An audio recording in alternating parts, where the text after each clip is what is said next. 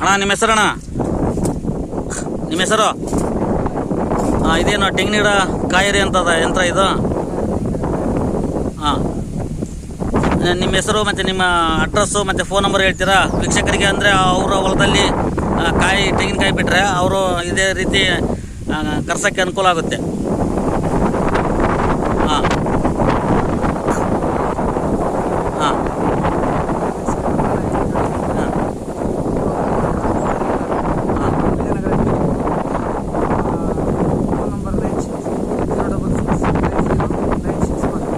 ಈ ಯಂತ್ರದ ಸಹಾಯದಿಂದ ಮರ ಹತ್ತಿರಲ್ಲ, ಏನೋ ನಿಮಗೆ ಅಪಾಯ ಆಗಲ್ಲವ? ಒಂದು ದಿನಕ್ಕೆ ಕನಿಷ್ಠ ನೀವು ಎಷ್ಟು ಮರ ಹತ್ತೀರಿ? ಹಾಂ, ನೀವು ಯಾವುದೇ ಊರಿಗೆ ರೈತರು ಫೋನ್ ಮಾಡಿದರೆ ಅಲ್ಲಿಗೆ ಹೋಗಿ ಕಾಯಿ ಕೊಟ್ಬಿಡ್ತೀರಾ? ಹಾಂ, ಓಕೆ ಅಣ್ಣ, thank you best of luck.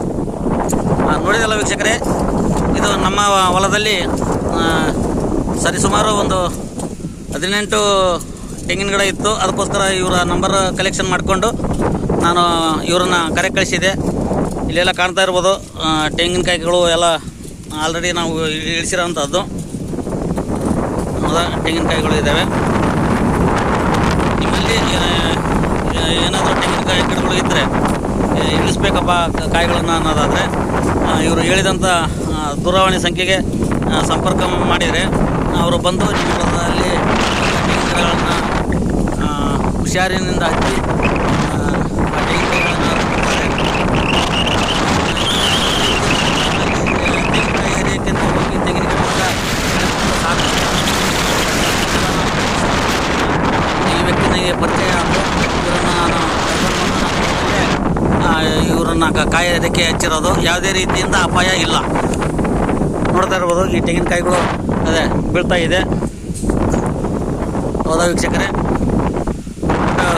ಯಂತ್ರದ ಸಹಾಯ ಇಲ್ಲದೆ ಇಷ್ಟು ಯಂತ್ರದ ಗಿಡಗಳನ್ನು ದಯವಿಟ್ಟು ಯಾರು ಹಚ್ಚಲಿಕ್ಕೆ ಹೋಗಬೇಡಿ. ಈ ಥರದ ಯಂತ್ರ ಇದ್ದರೆ ಯಾವುದೇ ಅಪಾಯ ಇಲ್ಲ ಅಂತಲೇ ಹೇಳಿದರು ಅವರು. ಸರಿಸುಮಾರು 4 ರಿಂದ 5 ವರ್ಷದ ಅನುಭವ ಉಳ್ಳುವಂಥ ವ್ಯಕ್ತಿ ಅವರು. ಅವರನ್ನು ನಾನು ಕರ್ಕೊಂಡು ಬಂದು ಈ ನಮ್ಮ ಹೊಲದಲ್ಲಿರುವಂಥ ಈ ತೆಂಗಿನಕಾಯಿಗಳನ್ನು ಹರಿಸುವಂಥ ಕಾರ್ಯಕ್ಕೆ ಮುಂದಾಗಿದ್ದೇನೆ. ನೋಡಿದಲ್ಲ ವೀಕ್ಷಕರೇ, ಇದೇ ರೀತಿಯ ವಿಡಿಯೋಗಳನ್ನು ನಾನು ಆಗಿಂದ ದಯವಿಟ್ಟು ತಾವಿನ್ನೂ ಗಂಗೋತ್ರಿ ಟಿವಿಗೆ ಸಬ್ಸ್ಕ್ರೈಬ್ ಮಾಡದೇ ಇದ್ದರೆ ದಯವಿಟ್ಟು ಸಬ್ಸ್ಕ್ರೈಬ್ ಮಾಡಿ ಅಂತ ಹೇಳ್ತಾ ಈ ಒಂದು ವಿಡಿಯೋವನ್ನು ಇಲ್ಲಿಗೆ ಮುಗಿಸ್ತಾ ಇದ್ದೀನಿ. ಜೈ ಜವಾನ್, ಜೈ ಕಿಸಾನ್, ಜೈ ಭಾರತ ಮಾತಾ.